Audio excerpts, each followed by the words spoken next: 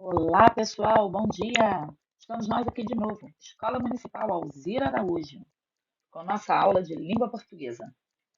Eu sou a professora Simone Januário. Essa aula é para o nono ano e é a nossa aula de número 6. Vamos lá, vamos entrar para ver o que temos para hoje. E hoje nós vamos falar sobre o que tem de mais interessante, de mais encantador na nossa língua, que é a escrita, os textos e tudo aquilo que nós podemos produzir através da língua que nós conhecemos tanto e que usamos o tempo inteiro para nos comunicar. Nós vamos procurar entender hoje o principal objetivo das nossas aulas, que é desenvolver as habilidades de escrita de vocês. E para isso, nós vamos pensar em como os textos se organizam e se apresentam e de que maneiras nós usamos nesses textos os conhecimentos linguísticos que temos construído até aqui. Tá? O que eu quero dizer? Que nós vamos conhecer a estruturação e aí nós vamos passar a ter consciência de para que nós aprendemos cada um desses ensinamentos da nossa língua. A variedade linguística, as classes de palavras, a sintaxe, o uso, a função de cada uma. Para quê? Isso vai começar a fazer sentido para a gente a partir dessa aula.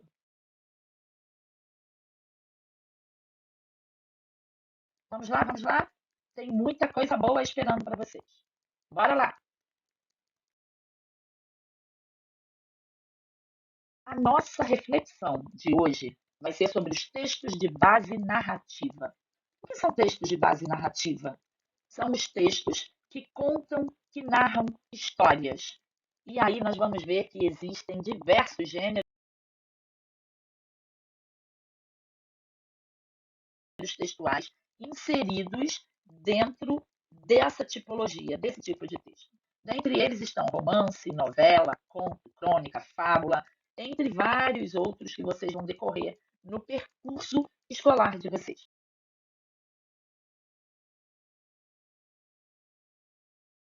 Tudo bem? Aqui nós temos como exemplos o romance, que não é uma história linda de amor, onde a mocinha sofre e o amado a maltrata até que tenha um final feliz. Não é nada disso. Romance é uma história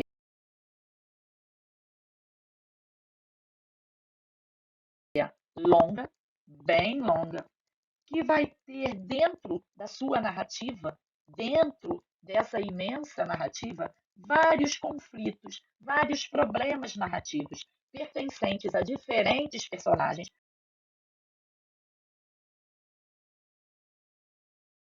para ser resolvidos no decorrer da narrativa. Isso é um romance. É uma história longa, normalmente publicada em livro, e que vai apresentar no decorrer vários conflitos a serem resolvidos. A novela seria uma narrativa longa, mas um pouco menos longa que o romance, e que vão aparecer conflitos definidos para personagens definidos e que no meio dessa narrativa vão se encontrar, vão de alguma maneira se relacionar.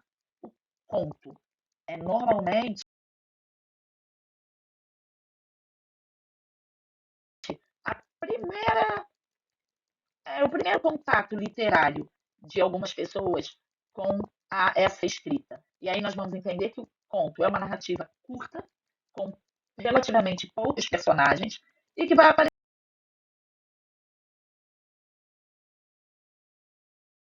um único conflito, um único problema narrativo a ser resolvido. Na verdade, a principal característica de um conto é que ele vai ter um único conflito. Que vocês podem se deparar com contos um pouco mais longos, conforme o Alienista, de Machado de Assis. É um conto que teve um livro publicado só para ele. Então, ele é um pouco mais longo do que os contos comuns. Porém, ele apresenta um único conflito narrativo a ser resolvido na história toda. Tudo bem?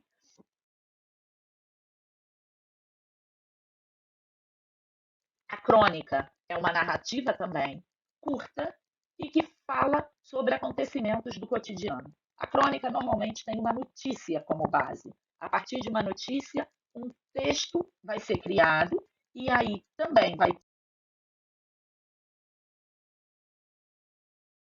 ter um único problema narrativo, um único conflito, e vai ser uma história contada de forma mais rápida, por tratar de problemas cotidianos.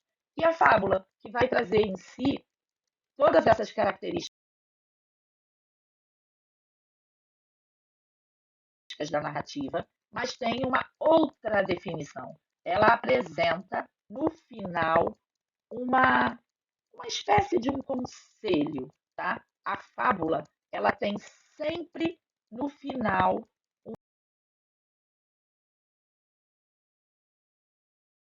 uma moral a ser ensinada através dela. Então, a gente chama de uma narrativa mais pedagógica. Além disso, nós vamos entender a partir da aula de hoje que o texto narrativo tem como base um arranjo de sequências de ação, de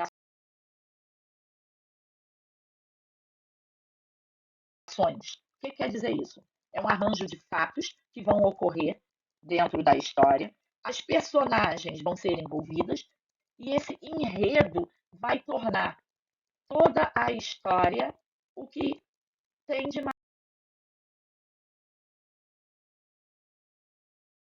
mais interessante. É esse enredo que vai se desenvolver num determinado tempo e num determinado lugar é que vai dar conta das personagens.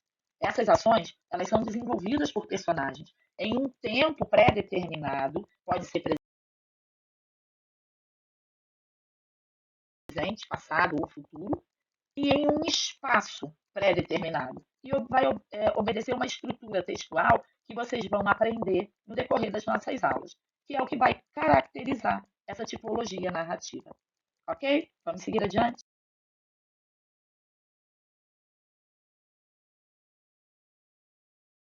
Para caracterizar de maneira, vamos pensar assim, bem lúdica, bem concreta, uma narrativa, eu trouxe para vocês um exemplo do início de um filme. Ah, professora, mas não é um texto escrito. Tudo bem, é um vídeo,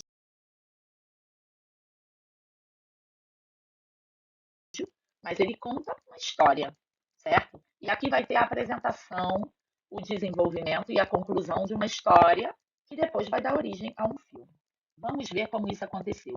E aí, no final desse vídeo, eu vou pedir que vocês retomem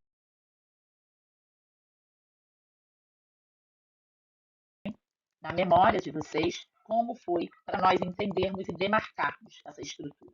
Vamos lá? Baba, Sim, meu filho. conta uma história. Qual delas? A da nossa casa. Há milhares de anos, um meteorito feito de vibrânio, a substância mais forte do universo, atingiu o continente da África, afetando a vida vegetal ao redor. Quando chegou a Era do Homem, 5 tribos se estabeleceram lá e chamaram de Wakanda. As tribos viveram em guerra constante umas com as outras, até que um xamã guerreiro recebeu uma visão da deusa Pantera Bast, que o levou direto até a erva coração.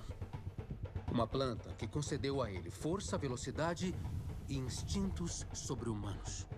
O guerreiro se tornou rei e o primeiro Pantera Negra.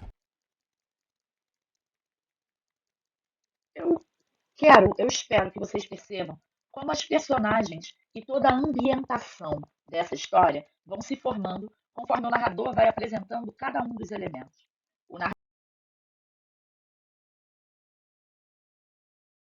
narrador traz elementos como quem são as personagens, onde estão, o que estão fazendo no momento inicial e em que momento isso acontece. Esses elementos, eles vão sendo apresentados, eles vão sendo construídos na história a partir de palavras, a partir de termos da nossa língua que são específicos em relação a isso e que expressam a ideia da qual precisamos naquele momento. Além disso, percebam também como o tempo, o momento inicial, a situação ação primeira vão se formando sutilmente na história. E a gente entende isso, aqui no caso do vídeo, conforme a história vai sendo contada e as imagens vão aparecendo. As imagens acabam sendo elementos auxiliares de complementação, para que aquilo que está sendo falado, contado, seja também mostrado, para que o espectador possa, de alguma maneira, concretizar isso na sua mente. E é o que eu preciso de vocês aqui, que vocês concretizem o conhecimento que vai sendo passado para vocês a partir de agora. Beleza? Vamos seguir?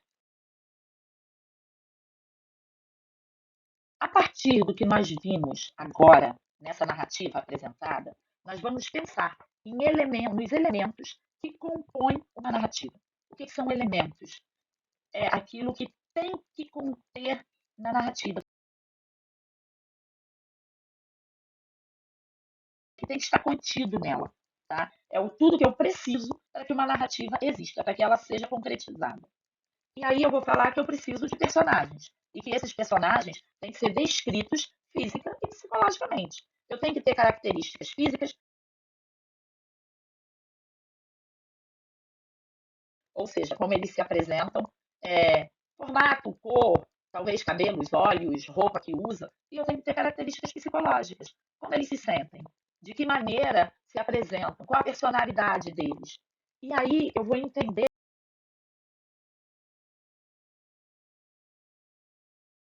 que para eu apresentar isso no meu texto, eu preciso dos substantivos para nomear esses personagens e eu preciso dos adjetivos para apresentar essas características. Então comecem a perceber que aqueles elementos linguísticos que nós estamos conhecendo durante as aulas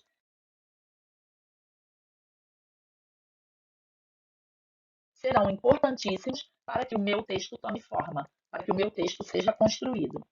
Além da personagem, eu vou ter que descrever o tempo, o momento, o quando, o instante em que os acontecimentos ocorrem. E para isso, eu vou precisar ter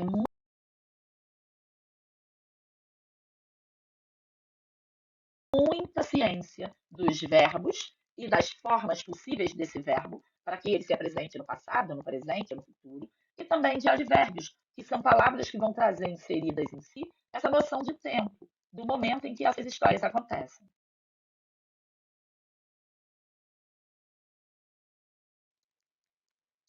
Além disso, eu vou precisar descrever o espaço, o lugar onde essas ações se passam. Sem esquecer, pessoal, obviamente, que as ações na nossa língua, elas são expressas através de verbos, certo? Então, os verbos vão ser muito importantes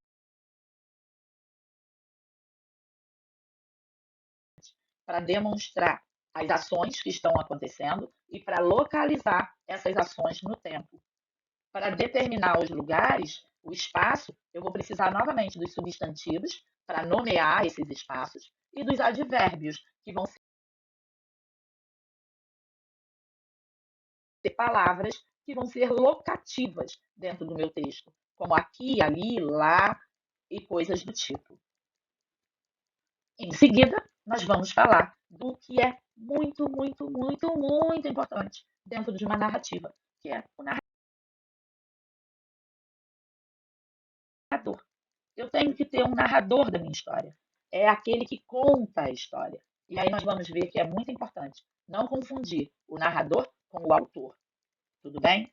Autor é uma pessoa que escreve o texto. O narrador é uma voz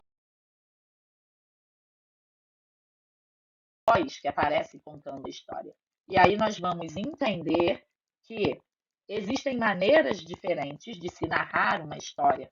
Ou seja, a história pode ser narrada de pontos de vistas diferenciados. E esses pontos de vistas, eles vão receber uma demarcação linguística, que vai definir o meu foco narrativo.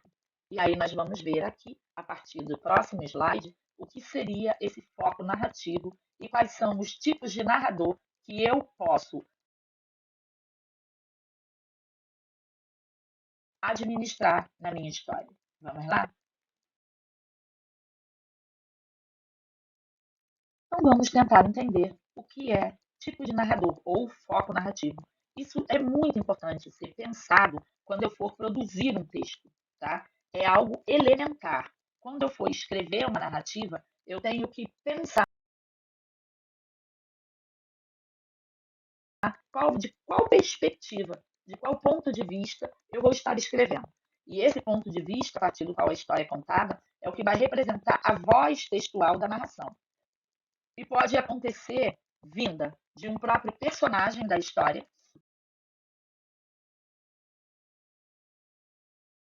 que vai ser responsável também por contar aquela história. Então, ele vai estar vivendo os acontecimentos e narrando ao mesmo tempo para o leitor. E esse tipo de narrador, a gente chama de narrador personagem. Bem óbvio, né? Ele faz parte do texto, ele é uma das personagens do texto, então ele é um narrador personagem. E o foco narrativo, nesse caso, vai estar sempre em primeira pessoa.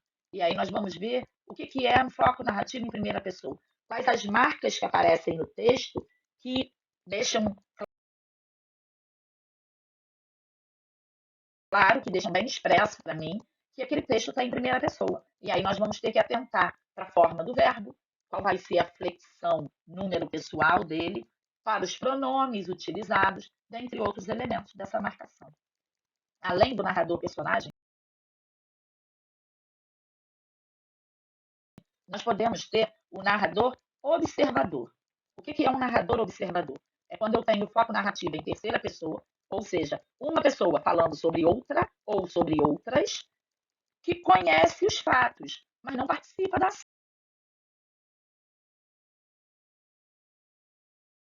não. Tá? Ele está ali observando o que está acontecendo e narrando para a gente, de fora da história. Ele não está dentro da história, vivendo cada uma das ações acontecidas.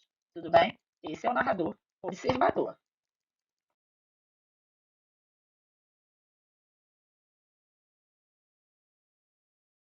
E aí, nós vamos nos aprofundar nessa nossa capacidade linguística e mental e conhecer um terceiro tipo de narrador que é diferente, muito interessante, inclusive. É o que a gente chama de narrador onisciente ou onipresente.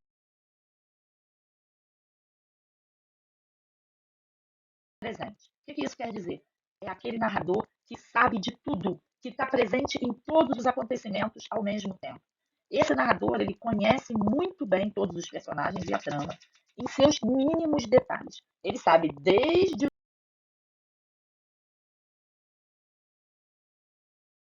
os acontecimentos até os pensamentos e sentimentos de cada personagem. Então, ele vai saber dizer como está cada personagem, como ele se sente, de que maneira ele viveu aquela ação, de que maneira ele deu prosseguimento a ela.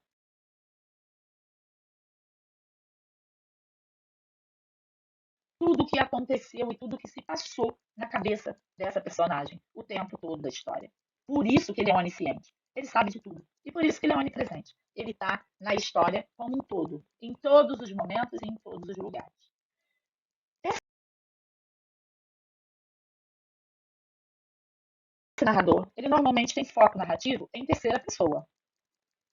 Porém, pode acontecer de influxos de pensamentos, memórias, lembranças de alguns personagens, esse narrador dá voz a esse personagem. E aí, em alguns momentos da história,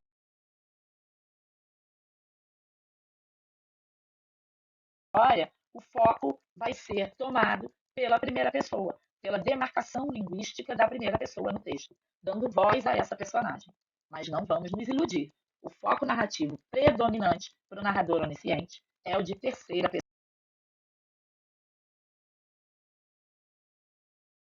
pessoa. Tudo bem? Vamos prosseguir para ver como isso acontece. A construção de um texto como esse foco narrativo, ela pode ser muito complexa, porque ela vai exigir que o autor tenha uma maior abstração na hora de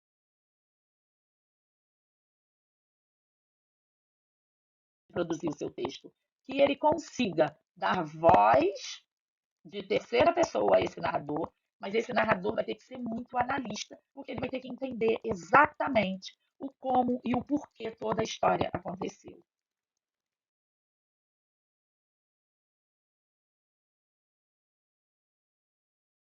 Vamos observar como isso acontece através de exemplos? Observem só.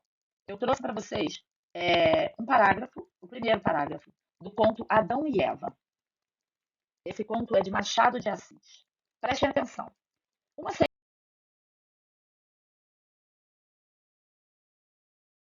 senhora de engenho, na Bahia, pelos anos de 1700 e tantos, tendo algumas pessoas íntimas à mesa, anunciou a um dos convivas, grande lambareiro, um certo doce particular.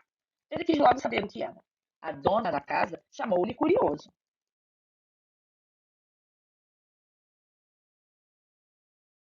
Não foi preciso mais. Daí a pouco, estavam todos discutindo a curiosidade, se era masculina ou feminina, e se a responsabilidade da perda do paraíso devia caber a Eva ou a Adão. As senhoras diziam que a Adão, os homens que a Eva.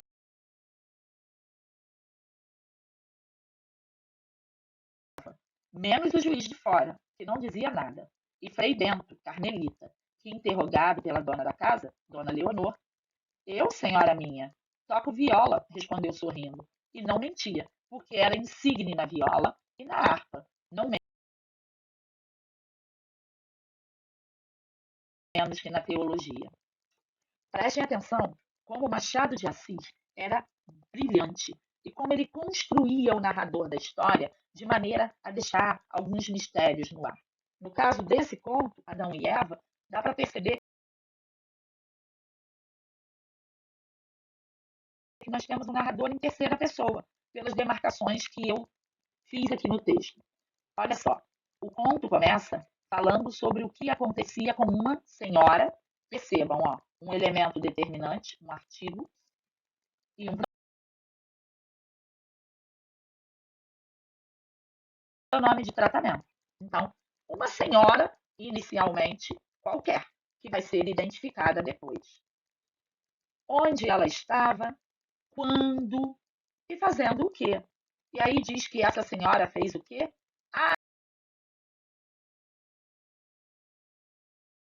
Anunciou para alguém um doce.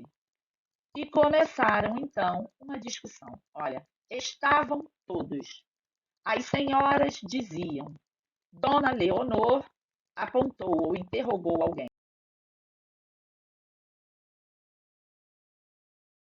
Percebam que o tempo todo as ações são destinadas a uma terceira pessoa. Portanto, esse narrador não está fazendo parte da história. Ele não é um personagem. É um narrador observador inicialmente. Pode ser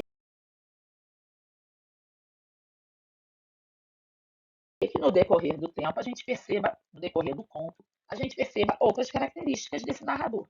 Mas inicialmente ele é observador. Ele conta o que podia ser observado por qualquer um e que estava acontecendo ali naquele espaço. Ok? Vamos para um outro exemplo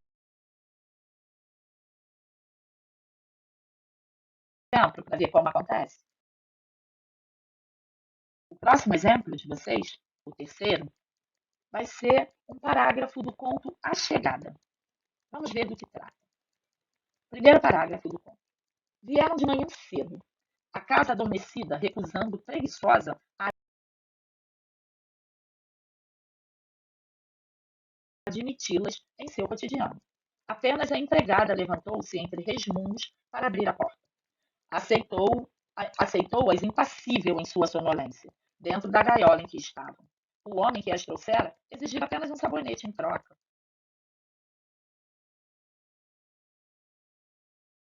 Não sei se chegaram a saber disso.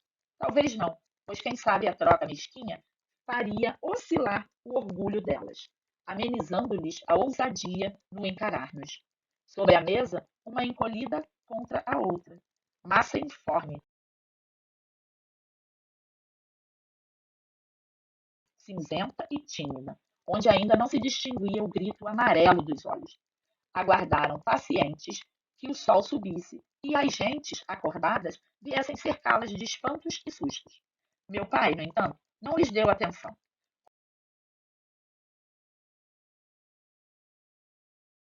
Contatou-as e passou adiante em direção ao banheiro. Minha mãe sorriu-lhes, tentando a primeira carícia, recusada talvez por inexperiência de afeto. Contudo, não as penetrou fundo, anexando-as inofensivas em seu esparramar de bondade, sem precauções. Esse conto ele traz algo bem interessante. Ele usa a terceira pessoa, mas ele usa também a primeira, para deixar claro que quem está contando a história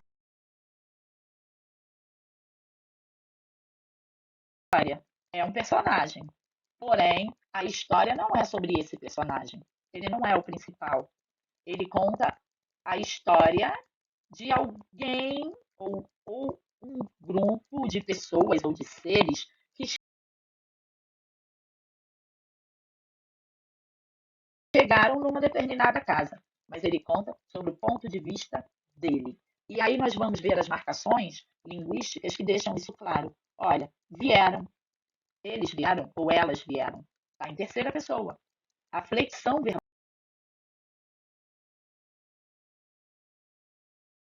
aqui aparece na terceira pessoa, do plural. O pronome las, que é o pronome oblíquo, também de terceira pessoa, no feminino e no plural. O pronome as, também pronome oblíquo, de terceira pessoa, no feminino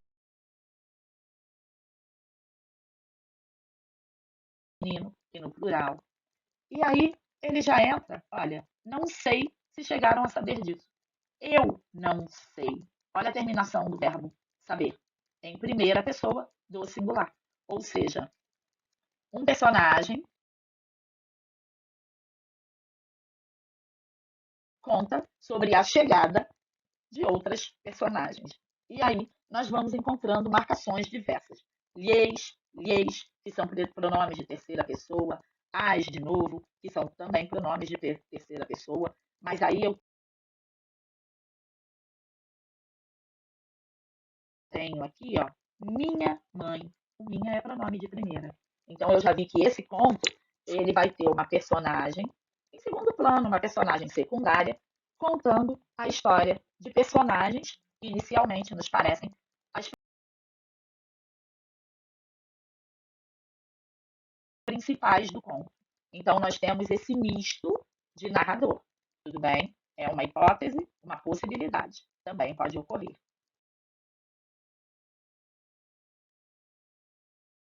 Para complementar essas informações sobre personagens, sobre foco narrativo, nós vamos dar hoje uma atenção especial, e nós vamos continuar com isso na próxima aula, ao narrador onisciente. Ele é tão diferente que ele vai receber classificações. Tá? Ele pode ser um narrador onisciente intruso, que é aquele narrador que recebe esse nome porque, ao mesmo tempo em que narra a história, ele critica, ele faz juízo de valor sobre algumas ações do personagem. Tá? Ele sabe de tudo o que acontece. Em alguns momentos da história, e aí no conto que nós lemos aqui anteriormente, A Chegada, do Caio Fernando Abreu, nós percebemos que ele fala do comportamento da mãe, do comportamento das crianças, do comportamento da empregada, e em alguns momentos ele critica esses comportamentos. Ele traz para dentro do texto adjetivos que vão aparecer como críticas. Assim, ele é livre para julgar as personagens e para se posicionar o tempo todo sobre os acontecimentos da trama. E é por isso que ele é chamado de intruso, ok? Vamos ter também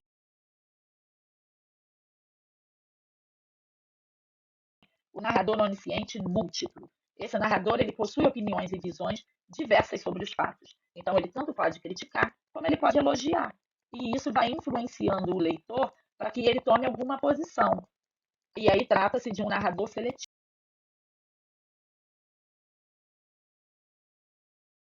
onde prevalece o discurso indireto livre. Marquem bem esse termo, discurso indireto livre, que nós vamos ver nas próximas aulas. Nós vamos ver isso em alguns textos, romances e até contos, por exemplo, do Machado de Assis, onde ele é onisciente, sabe de tudo que acontece o tempo todo, apresenta características positivas e negativas das personagens e às vezes critica e às vezes elogia. Isso é uma maneira maliciosa do narrador de fazer com que o leitor se posicione contra ou a favor desse,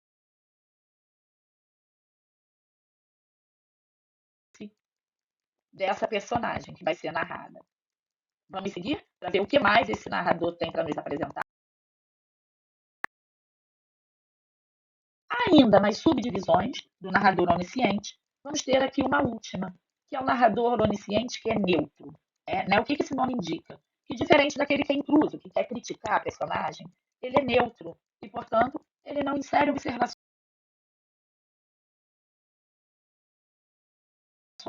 Só apresenta tudo que ele conhece. Apresenta os fatos, as características, os pensamentos, as emoções, mas ele se ocupa apenas de descrever as personagens e a narração da história. O seu relato, então, vai ser imparcial e não vai influenciar o leitor. O leitor vai poder sozinho tomar o seu posicionamento relativo às personagens. Tudo bem?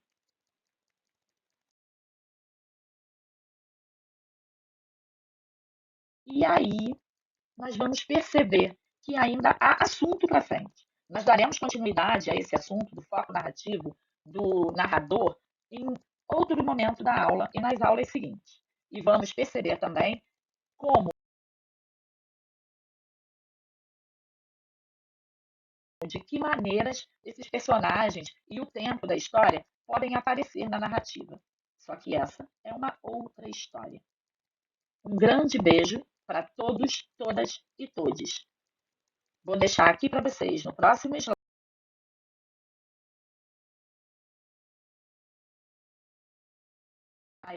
as referências de sites que vocês podem consultar e usar para estudar sobre esse assunto. Tudo bem? Não se esqueçam de, no final dessa aula, irem para a descrição do vídeo, clicar no linkzinho que vai encaminhar vocês para o formulário que vai garantir o registro da presença de cada um de vocês nessa aula. Tudo bem? Um grande beijo, pessoal, e até a próxima!